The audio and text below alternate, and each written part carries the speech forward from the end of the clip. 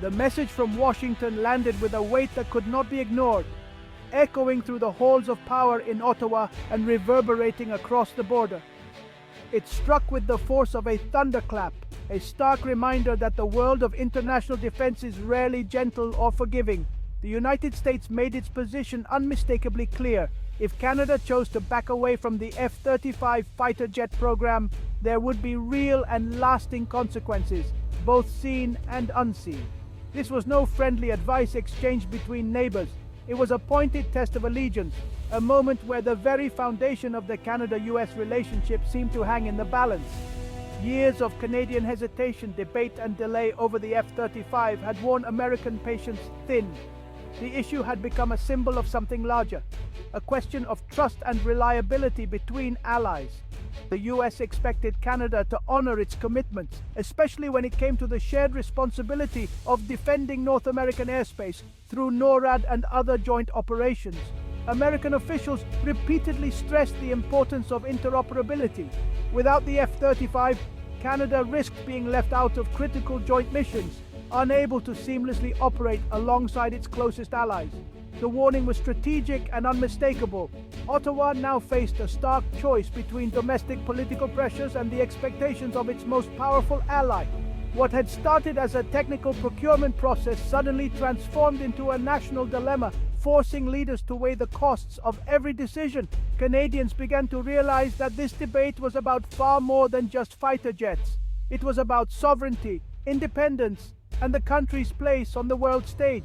The American ultimatum turned a complex bureaucratic process into a dramatic test of national identity, sparking heated discussions in Parliament and living rooms alike.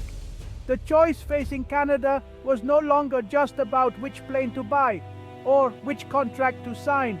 It was about the values and priorities that would define the nation for years to come. In the end, it was a question of what kind of partner and what kind of country Canada aspired to be, both in the eyes of its citizens and on the world stage. What began as a straightforward, almost routine purchase of new fighter jets for Canada's Air Force has quietly transformed into something much more significant, a pivotal moment that will test the very core of Canada's loyalty to its oldest and most important alliance. The decision is no longer just about hardware or budgets. It's about the message Canada sends to its closest allies, especially the United States, with whom it has shared decades of military cooperation and trust. In Washington, the choice of the F-35 is seen as a clear indicator of Canada's ongoing commitment to shared security goals and the broader defense partnership that has defined North American relations for generations. Opting for the F-35 would reaffirm Canada's dedication to this partnership, signaling unity and trust. On the other hand, selecting a different jet such as Sweden's Gripen could be interpreted as Canada stepping back, creating distance at a time when unity is needed most. The F-35 program itself was never just a purchase. It was a collaborative effort from the start. Canada was an original partner, investing time, resources, and expertise alongside its allies. To withdraw now after years of joint planning and investment would feel to many like abandoning the team at the last minute, leaving allies in the lurch just as the project reaches maturity. For the United States, loyalty is measured by reliability, by showing up, standing together, and fulfilling commitments, especially when it comes to collective defense through organizations like NATO. The F-35 isn't just a plane, it represents the next chapter in Canada-US military integration, promising seamless cooperation in future missions and operations. If Canada rejects the F-35, it risks raising doubts among allies about its willingness to remain deeply connected and to share the burdens and responsibilities of defense. The government now faces a difficult balancing act, serving taxpayers who demand accountability and value, while also managing a critical alliance that underpins Canada's security and global standing. Every move, every statement, and every decision is scrutinized by both domestic audiences and international partners, each searching for deeper meaning and hidden signals. In the end, the jet itself has become more than just a tool of defense. It's now a powerful symbol of allegiance, trust, and the future direction of Canada's most vital alliances. At the heart of Canada-US security lies NORAD, a unique binational command that has stood as a symbol of trust and cooperation for over 6 decades. Established during the Cold War, NORAD was designed to protect North America from aerial threats, and it remains a cornerstone of continental defense to this day. For generations, both nations have worked side by side, their air forces training together, sharing intelligence, and responding to threats as a unified team. This partnership has been built on mutual respect, shared values, and a deep commitment to collective security. But now, the F-35 debate strikes at the very foundation of this alliance, raising questions about the future of joint operations and interoperability. US officials argue that for NORAD to function at its best, both countries must operate the same advanced jet. They believe the F-35's cutting-edge technology is essential for seamless cooperation and rapid response. The F-35 is more than just a fighter. It's a flying data hub, capable of sharing real-time information across a secure network, linking pilots, command centers, and allied forces in ways never before possible. If Canada chooses to fly Gripens instead, this seamless data sharing could break down. The risk is not just technical. It could create dangerous gaps in situational awareness, making it harder to respond to fast-moving threats.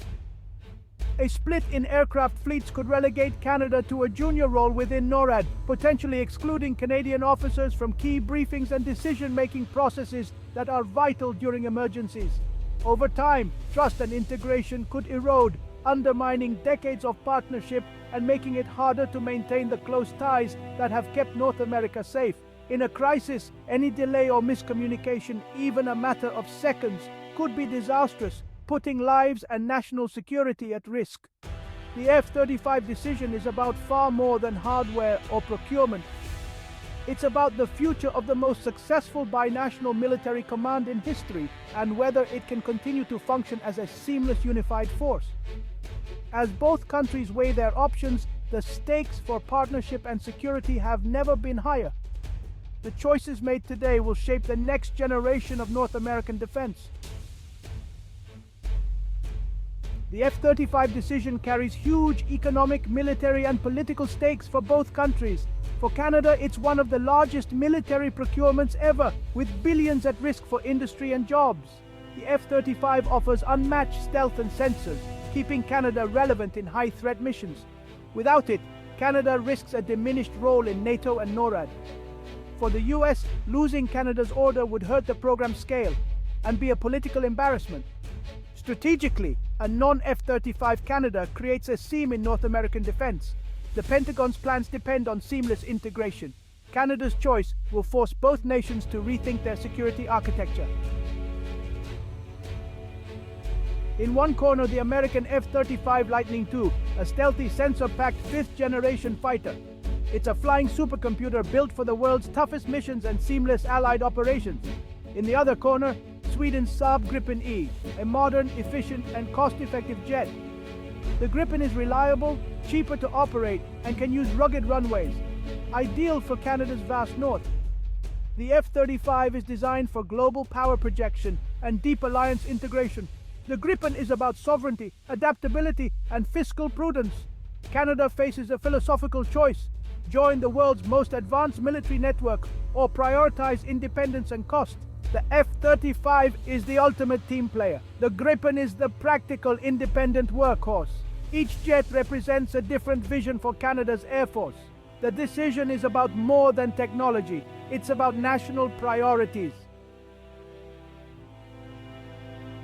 The F-35 offers Canada unmatched capability and full integration with the US and NATO. It secures aerospace jobs and keeps Canada at the top table of military alliances. But the costs are staggering. Purchase and maintenance will strain budgets for decades. Relying on the US for updates and parts means less sovereignty. The Gripen's main draw is affordability. Lower purchase and operating costs free up billions for other priorities. Saab promises technology transfer and local assembly, boosting Canadian control. But the Gripen isn't a stealth jet, and critics warn it could limit Canada's role in high-end missions. Most importantly, it risks creating an interoperability gap with the US that could strain NORAD and reduce Canada's influence in NATO. The choice is between alliance integration and independent flexibility. Each path has real trade-offs. This decision forces Canada to define its global role.